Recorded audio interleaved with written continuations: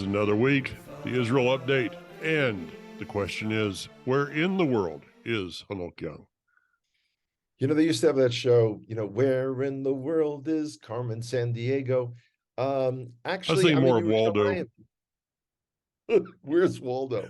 Where's Hanok? Hanok's in Yerushalayim. I'm in Jerusalem.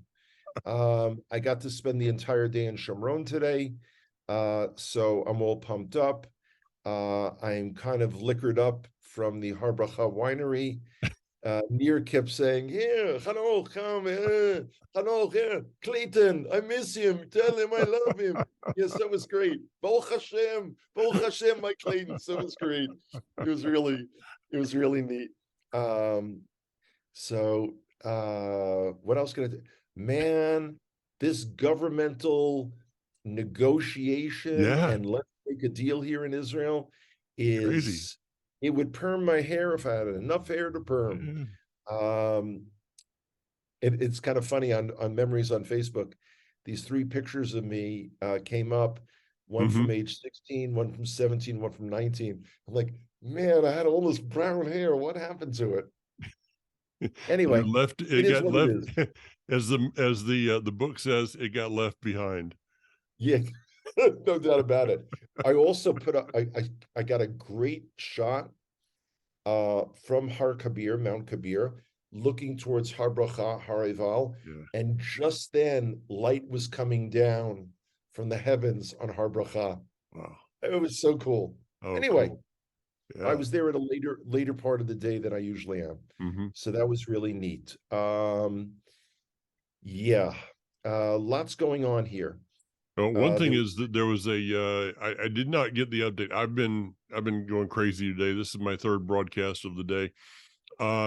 Is there any update on the shooting at Modi'in or close to no, Modi'in? no, I checked the news again. There's an ongoing police investigation. Mm. That's like Law and Order, Special Victims, whatever. It's gonna dun dun. We don't know. Of course, there was a terror attack last week in Hawara, Mm-hmm. um, and it's interesting having gone through Hawara again today. I'm watching the progress of the bypass road that my government is building, so cars won't have to go through Hawara. Of course, that's a fix, a, a temporary fix of a permanent response that we're just not willing to do at this Yeah, time. yeah. Now, for those that may not know the area, Hawara is a town, Arab controlled, basically. This area B, right? No, they're Area A. This is under full Palestinian control.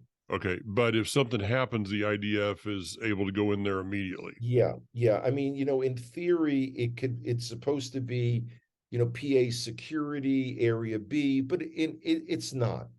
There's not a Jew alive in that city. Yeah, and there is And so this is right between um Highway 5, Tupuoc Junction, Shiloh would be to the south. But you're coming up on Har Bracha, the Mount of Blessing. This yes, is the turn up to Itamar, so that area. or Elon Moret, yeah, Mhm. at that junction. The thing that's interesting, and for our listeners, Hawara, in my view, is famous for two things. One, as you go through it, you look on either side and you see the effects of what I don't know what they call it now, but in New York, when I was a kid, they used to refer to chop shops. Mhm. You take a stolen car and carve it up for parts. Oh yeah. It's littered with it because stealing cars from Israel, coming into areas controlled by the so-called Palestinian Authority, and then stripping them down and selling the parts. It is unbelievable. It used to, and you and I have discussed this many times, it used to be infamous for having posters of the so-called martyrs, Mhm. the terrorists that went and murdered Jewish men, women, and children.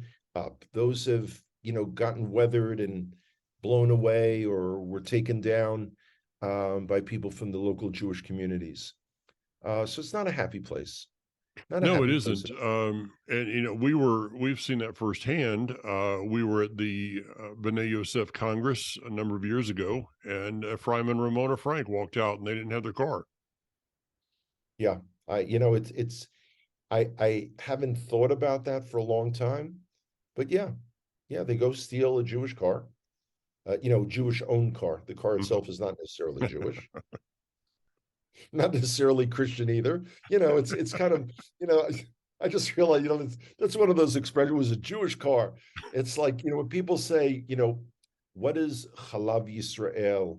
In, and what that is actually supervised production of milk. So you don't get camel milk, you get real cow milk, which can be drunk. I don't drink any kind of milk. So every once in a while, people say to me, well, what does that mean? I said, well, the cows are Jewish.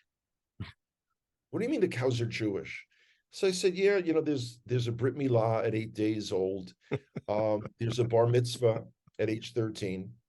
And if you can do it with a straight enough face, people are like, wow, I had no idea. I said, yeah, neither did I. Until And, 5 minutes ago, I had no idea. Thought and never crossed my mind. it works great on the second day of the tour when people have jet lag. Yeah. And they're kind of like, uh-huh, right. Yeah. So that's weird. Again, we don't have a final government yet. It appears as Netanyahu continues playing let's make a deal. Mike Lane, come on down. We'll make you a minister. What can you do for me? Yeah.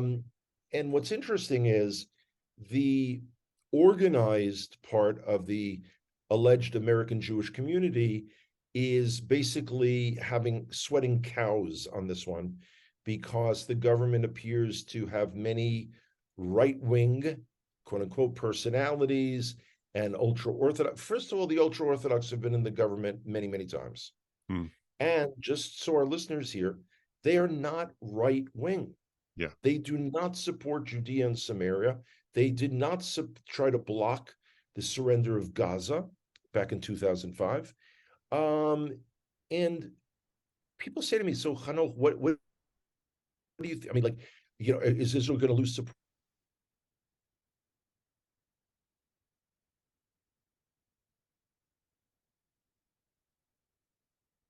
I think you froze up. Yeah, you did. Yeah. Is Israel going to lose what? Is Israel going to lose support of the American Jewish community? Mm-hmm. And it's like, come on, guys, give me a break.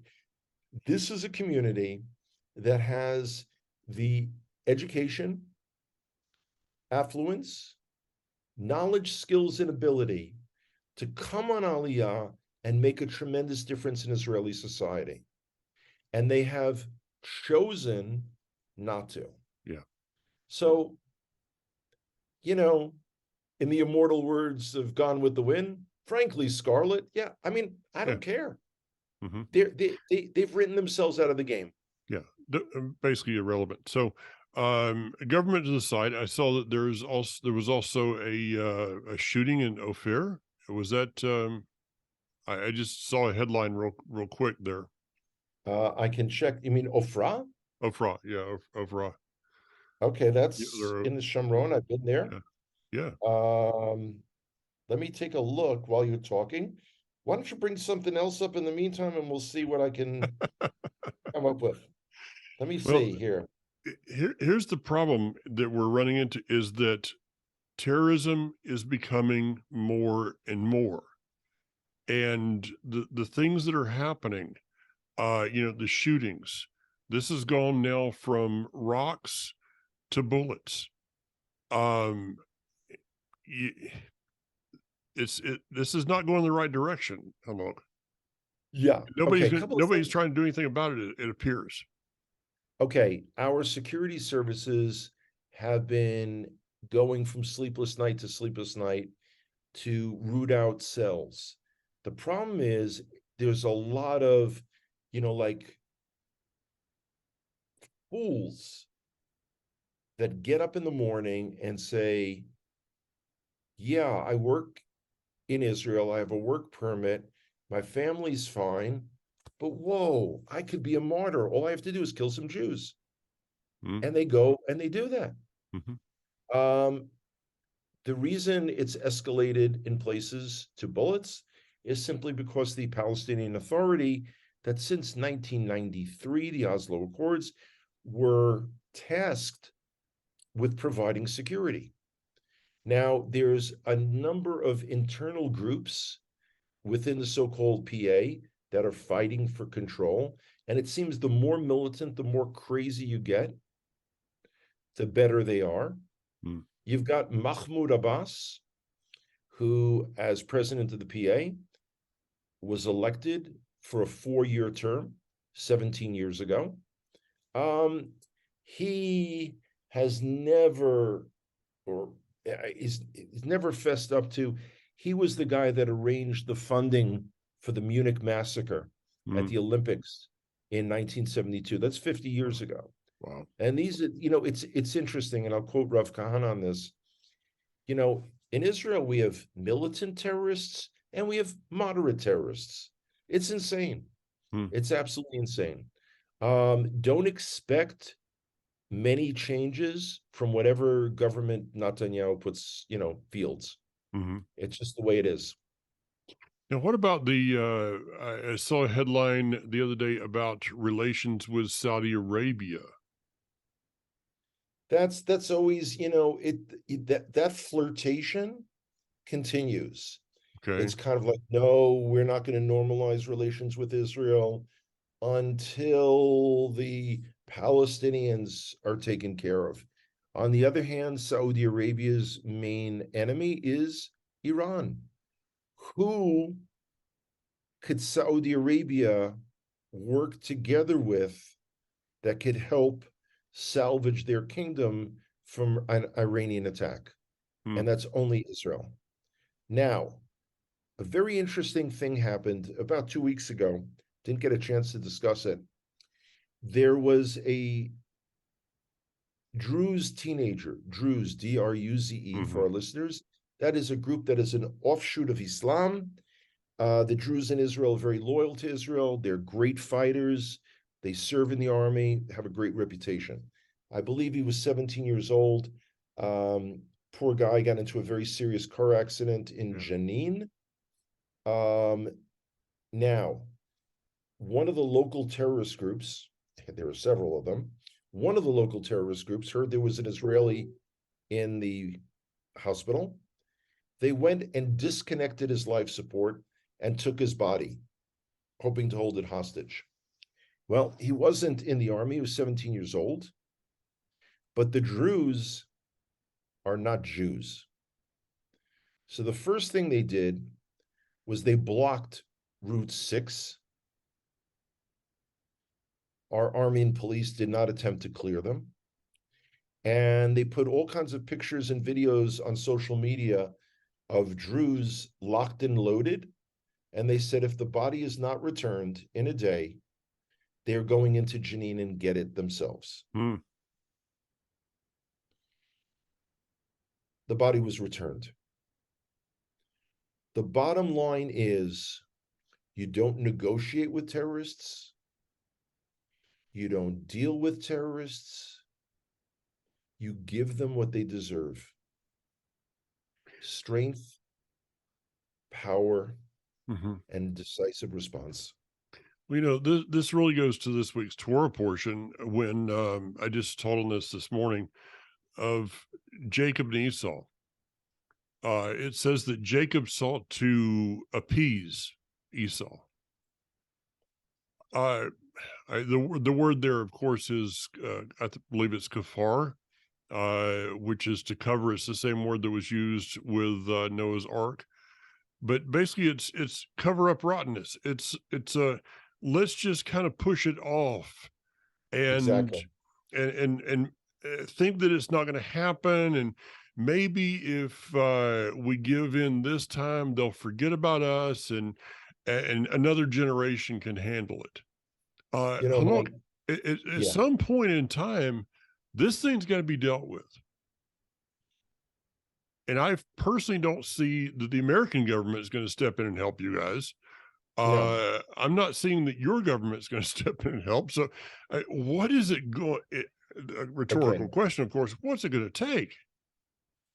Just yesterday, I was with my group in the Shorashim shop, and Moshe Kapinski was saying something that he said to you and I and our groups countless times.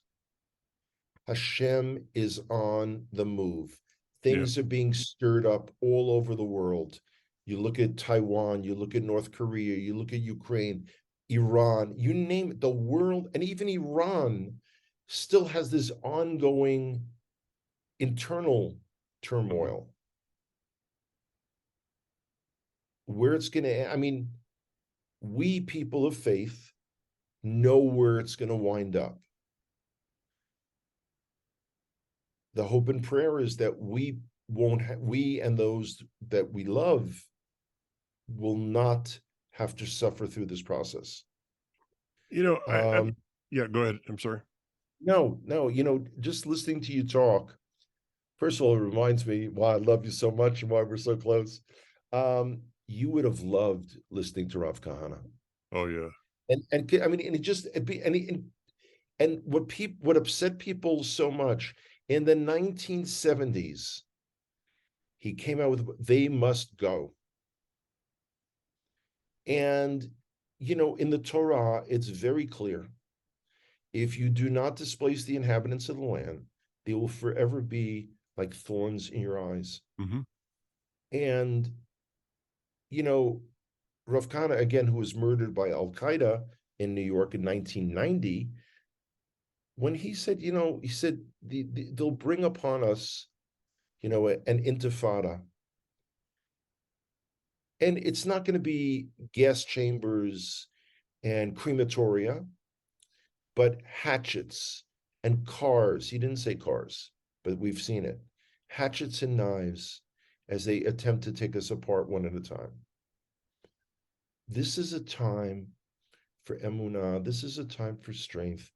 And the thing that I'm most grateful to Hashem for right now is that I've gotten this business from 2020 and 2021, where once again I can show people our land. Hmm. And to see someone skip and dance for joy on Mount Kabir, saying, of all the places I've been to, this fills me with spirit. I mean, I'm just sitting there, kind of, I'm straining my rotator cuff, patting myself on the back. Um, but I did nothing. I Mm. just helped facilitate that visit. Um, Yeah. it's amazing. It's amazing. Yeah. Oh, I got to ask you something about on Mount Kabir. Have you added the to the your guiding um discussions? Have you started pointing out that this is the infamous Daniel Catesby tree, or It's is that just so for our funny you group? mentioned that. It's so funny because, oh my God, just a few hours ago, I said, it's amazing. You guys have heard me talk about, Mike Clayton and our Connect Israel tour. Well, Daniel, his son, great guy, brought Catesby, his girlfriend at the time, and proposed to her right here, guys, right here. And it's so funny that you mentioned that because literally it was hours ago. And yeah. I'll have Now, to. okay, what has changed there? What has changed? And I don't remember when we were there, they now have a fence around the tomb of that sheikh, the Mhm. sheik. Yeah. There's a fence.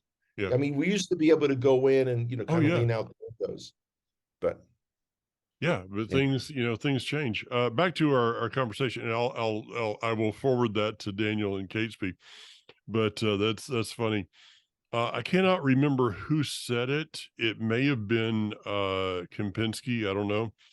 But in our day, the world is making an attempt to cover Hashem's face. Whoa. I cannot remember where exactly that was said. It may have been by Moshe and Leah Goldsmith. But literally, as Moshe Kempinski said, God is on the move. Hashem is on the move. I love the teaching that that Moshe does on the so-called greater exodus. You know, people have taught about that it's going to be, you know, instead of the Reed Sea splitting, it's going to be the Atlantic Ocean and whatever. Okay, he's It's able to so do all those American things. focused. Yeah, Yeah. I'm fine with that. You know, I just kind of trying to figure out how to. My FJ doesn't have a lot of gas range, so either there's going to have to be gas stations under the there, or I'll get really good mileage. I don't know, but I love You his need both. concept on this. That this is not about the event, but it's about Hashem himself. As those verses, I believe Jeremiah chapter 23 says, kind of loosely translated, "I'm no longer going to be known as the God of the past, That's right. but I'm going to That's be right. God known as the God of the here and now." And Yeah. Hanok, if there's anything that's happening right now, is that he is rising up to be known as the God of right now. And people are trying to go, no, no, no, this is just politics, and this is just no, this is Hashem himself showing himself in our day. It's amazing, astounding, and frightening all at the same time. Yeah. And we have to get used to that mix of emotions, our drivers. And what it means is, like there's no more tomorrows. Yeah, I'll go on that tour. Yeah, what are the dates for 2025? It's like, come on, seriously? Hmm. After the 2 years of insanity of COVID, Yeah. are you really gonna? I mean, one thing I absolutely hate with guiding is when I meet someone, and this is typically like in their eighth to ninth decade of life, who like I've always wanted to come to Israel. Hmm. And now on a double knee replacement, they're trying to keep up with me, either scaling Ein Gedi or touring in Jerusalem, walked a walking tour for 8.5 hours. Yeah. Yeah. It's pitiful. Yeah. I mean, so you never know. So I'm very encouraged that people are there are more than a few people that you and I know that are waiting to get the sign up sheet for Connect 2023. And on that note, I will tell you that I'm a couple steps closer to getting that done because, drum roll, Hanok, you don't know about this yet. We have confirmation numbers for the Lev Yerushalayim in Jerusalem, and we have a confirmation number for a new place we're staying in Tiberias. Look at that! I I got him frozen up in that. What a great no, shot you that was! you froze after Lev Yerushalayim, and you wrote and I'm like, yeah, come on. Yeah. Okay. Well, I actually said they know, everybody else knows except for you. So if I didn't tell you, you'd have to watch this to be able to know. But I got you in this wonderful pose, this frozen pose of going like this. So, but I will tell you, Classic, we have a classic. confirmation code for the hotel in Taveria. Which one? The one that the new one. The one that I suggested? Kibbutz Lavi. All done. You will love it. All You done. will. Wow. And I'm waiting for confirmation from Tuvia at the HaShem Roan. I should have that tomorrow. So just a couple more things. I can start putting some numbers together. And my goal is January 1st. We'll have it all done. Oh, I thought January 1st, y'all were coming back again. Well, I got all excited, that's except January that's when 2nd. I'm flying to America. So Oh, yeah, okay. let's not do that. Yeah, you're coming here, so I'll go there. Okay. Well, hey, how many more days of this tour you got? We finish tomorrow night. Okay. Then it's back to the Motown, huh? Yeah, and I've got a number of individual day guiding gigs in December. I've got a number of doctor's appointments. I've got a number of dental appointments. I've got to get a new prescription for my eyeglass. In other words, like everything that I haven't been able to do recently, is all thrown into one. So yeah, I keep working. As I saw, you never know when it's all going to dry up. Yeah. Yeah. That's so true. Well, may not be soon. All right. Well, thank you, Hanok. We'll talk again soon. And now's the time to say goodnight to all our company. MIC. See you real soon. KUI. Why? Because we love you. MOOSC. Mickey Mouse. Okay. I hadn't sung in a long time, and it's been building up, and I'm all excited for next year's Connect. I could have stopped the recording and I didn't. I could have Okay. danced all night. I'm glad you didn't. All right. Mike, take care. Shalom. Leitrot. See you Hey, soon. throw.